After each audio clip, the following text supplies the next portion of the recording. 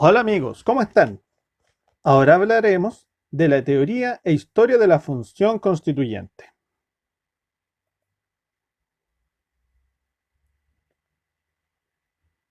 La función constituyente se puede dividir en términos bien simples, en sentido originario, que es crear una nueva constitución, y en sentido derivado significa modificar una ya existente desde el interior.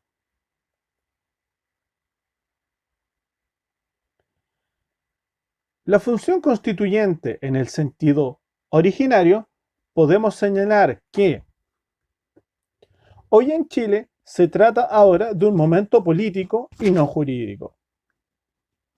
En su sentido puro u originario, el momento busca una vocación refundacional que prescinde del ordenamiento jurídico en vigor, previamente constituido.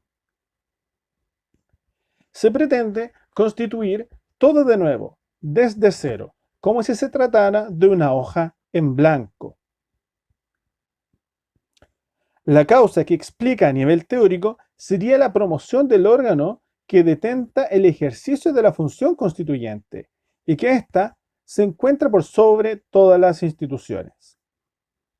Teóricamente, al representar esa voluntad refundacional del pueblo en ejercicio de su soberanía autodeterminada, puede hacer absolutamente lo que quiera.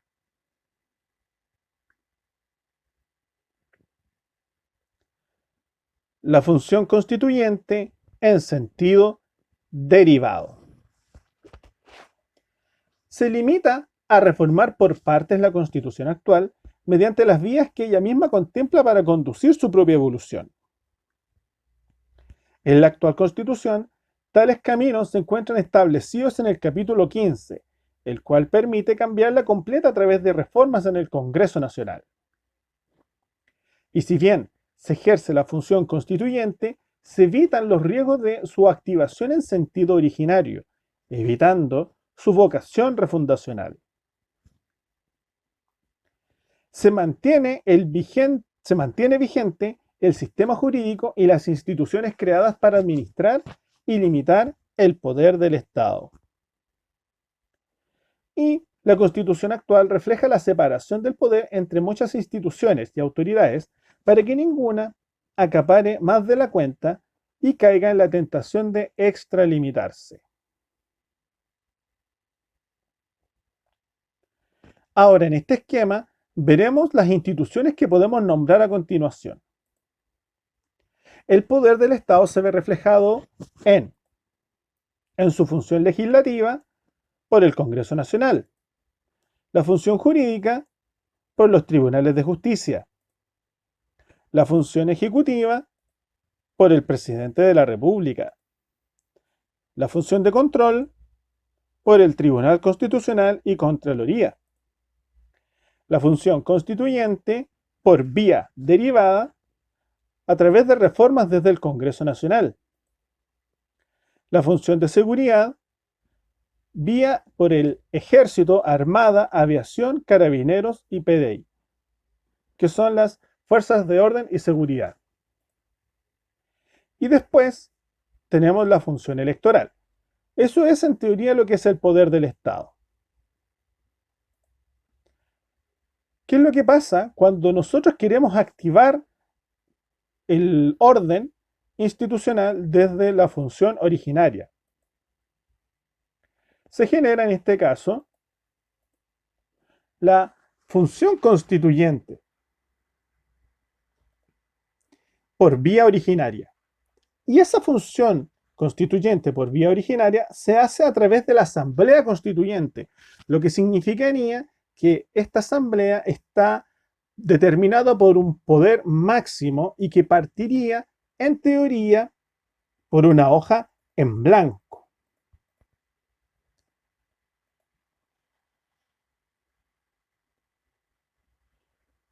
En un país que goza de un Estado sometido al derecho Estado de Derecho, es decir, de instituciones políticas sanas y una vida en sociedad civilizada, existen por lo general dos grandes diques de contención frente al totalitarismo.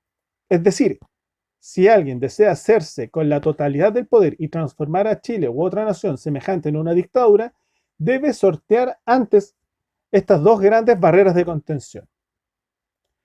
Y el primer dique de contención es lo que se define en derecho vigente, donde está el artículo 7 de la Constitución chilena, que prohíbe a cualquier magistratura, persona o grupo de personas atribuirse, ni aun a pretexto de circunstancias extraordinarias, otra autoridad o derechos que los que expresamente se le haya conferido en virtud de la Constitución o las leyes.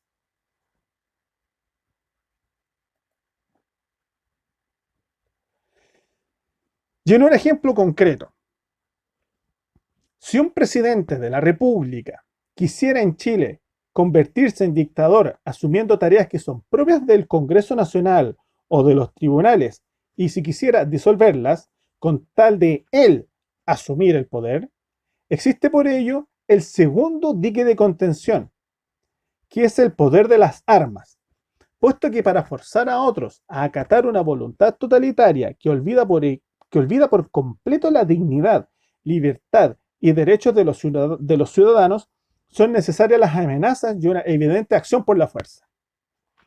Por lo mismo, las Fuerzas Armadas están preparadas cuando un poder indeterminado quiere llevar el país a una situación de caos, lo que lleva directamente al quiebre institucional.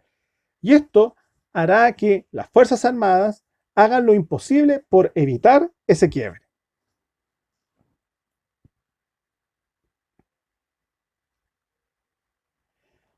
Hannah Arendt, filósofa y teórica política alemana, posteriormente nacionalizada estadounidense, defendía un concepto de pluralismo en el ámbito político.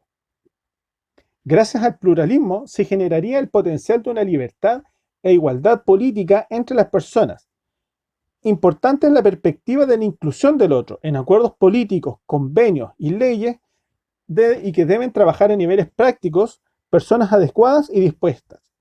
Y esto dentro de una filosofía de que nadie pudiera detentar el poder de manera totalitaria.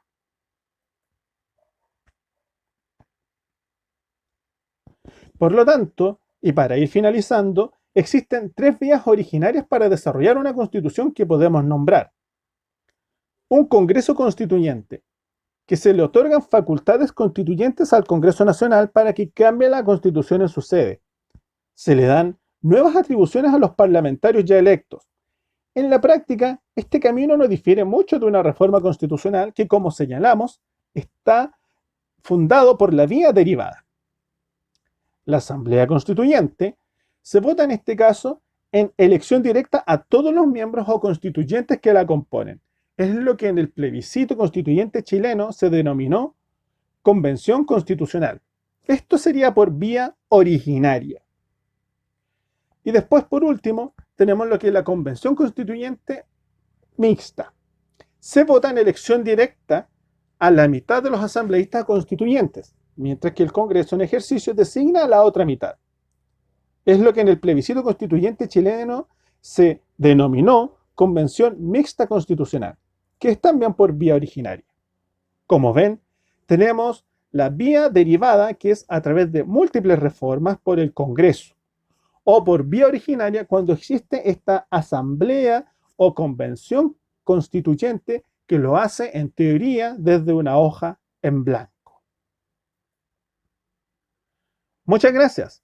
Hemos dado por finalizado el capítulo de hoy, extraído desde Pequeño Manual Constitucional de Henry Boyce Loeb.